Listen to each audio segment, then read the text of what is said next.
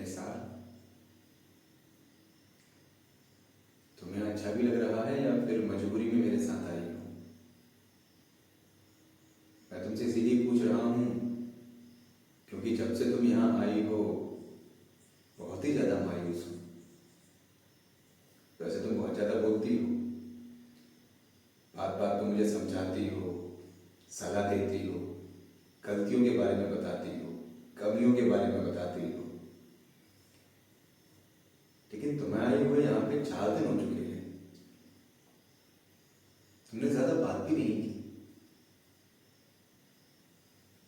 हम तो मतलब मेरे कान सुनने को तरसने लगे हैं। मन करता है कि मैं ही कोई छोटी मोटी गलती कर दूं जिससे तुम मुझे कुछ बातें बता सको।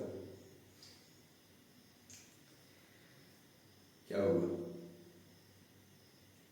गांव में अच्छा नहीं लग रहा? अच्छा भी कैसे लगेगा? छोटा गांव है और तुम शहर की पढ़ी लिखी लड़की, ऊपर से बड़ी पत्रकार हो, नहीं लग रहा होगा अच्छा। मैं तुम्हारी परेशानियों को समझ सकता हूँ। अगर तुम्हारा घर जाने का मन हो तो तुम जा सकती हो, कोई बुराई वाली बात नहीं है। नहीं, कहा तो नहीं है, लेकिन तुम्हें देख के तो मुझे ऐसे ही लग रहा है कि तुम्हें यहाँ बिल्कुल भी अच्छा नहीं लग रहा। मेरे पास एक आइडिया है। तुम एक काम करो, इस गांव देहात के बारे में लिखना शुरू कर दो, यहाँ के लोगों के बारे में, इस रोमांटिक मौसम के बारे में, कुछ प्यार व्यार के बारे में। तुम्हारा टाइम पास होने लगेगा।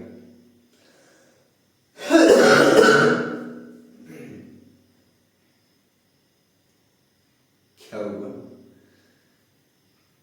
ऐसे क्या देख रही हो? तुम मुझे इस तरह से देखती हो ना तो मुझे घबराहट सी होती है। आदत नहीं है ना, इसीलिए। लेकिन हाँ, अगर तुम मुझे रोजाना इसी तरह देखो तो आदत भी बढ़ जाएगी। अब कभी कभी देखोगी तो अजीब सा तो लगेगा ही ना। क्या सोचा है मतलब? मैं कुछ समझा नहीं। तुम मुझे ना सारी बातें डिटेल में बताया करो। क्या ना, मैं तुम्हारी तरह तरह इंटेलिजेंट नहीं हूं ना, इसीलिए।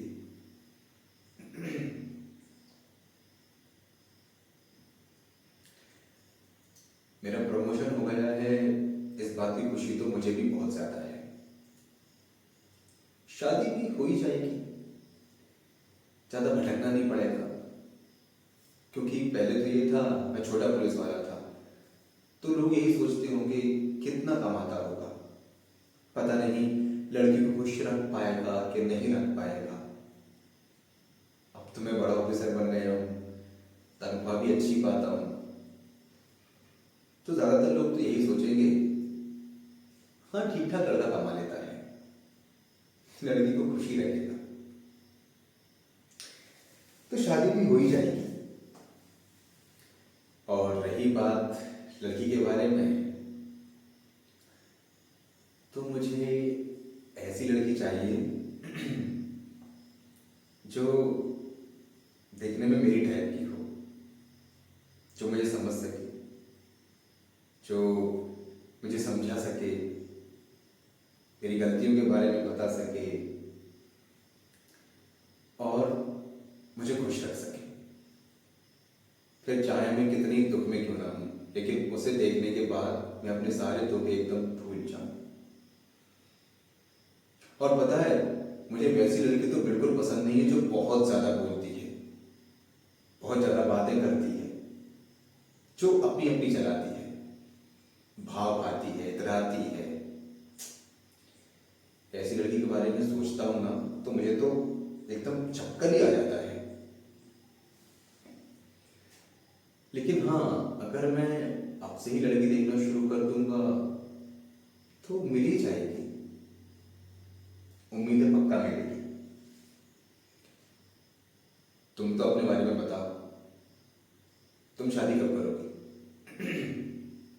और मेरे हिसाब से तुम शादी मत करना, क्योंकि तुम यार अपने होने वाले पति से ना बहुत ज्यादा काम कराओगी, उसे परेशान करके रख दोगी, बेचारी की जिंदगी खराब हो जाएगी।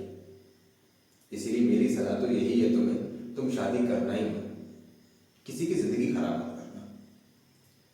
क्या ना शादी के बाद तुम उसे बहुत ज्यादा ताने मारोगी, सलाह दोगी, उसमें कमियां निकालोगी, बेचारा को सोचेगा यार मैं इतनी जिंदगी अपनी वैसे ही जीता रहा, अब मैं करूं तो करूं क्या कैसे अपनी जिंदगी जीऊं। बेचारे के होश ठिकाने आ जाएंगे तब तो उसकी तकलीफ वही समझेगा। इसीलिए मेरा मानना तो यही है कि तुम शादी मत करना, ऐसे ही रहो पत्रकार बनकर। गुस्सा क्यों कर रही हो, सही तो कह रहा हूं मैं। अगर तुम्हें मेरी बातों में यकीन नहीं है तो किसी अपने दोस्त से पूछो, वो तुम्हें पक्का बताएगी, फिर तुम्हें उसकी बातों पे यकीन हो जाएगा। अभी इस तरह गुस्सा मत करो। यहाँ पास में चाय की दुकान है, वो चाय अच्छी बनाता है, चलो वहां बैठ के चाय पिएंगे। क्या सोच रही हो? नहीं चलो सोच लो, तब तक मैं इधर यहीं खड़ा हूं, वैसे भी फ्री हूं, टाइम पास तो हो नहीं रहा।